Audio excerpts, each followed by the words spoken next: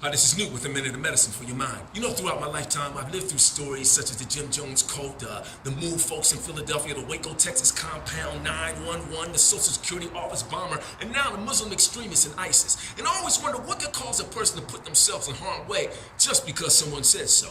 Then it dawned on me that those people were empty. They were unfulfilled. They were looking for something to fill themselves up and make a change because they were unsatisfied. So whatever caught their ear first caught them. You see, what I'm trying to say to you today is real simple, see? Just like when Paul said, whatever position you find yourself in life, to be content. But he didn't say be satisfied to settle for anything less than your purpose. Because remember, God has a plan for your life, and that plan is great and magnificent towards an expected end. But that plan is going to require your participation.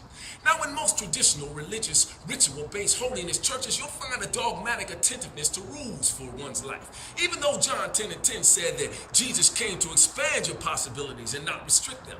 But somehow as folks in the church, we tend to follow by those rules and abide to them because we're not satisfied with where we are in our life at any given point in time.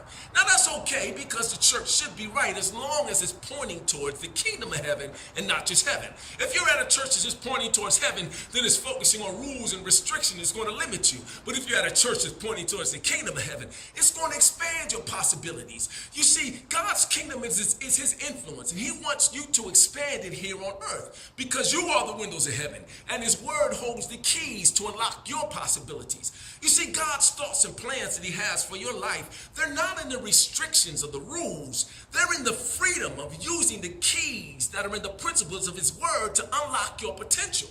But that plan that he has for you, it's going to require your participation.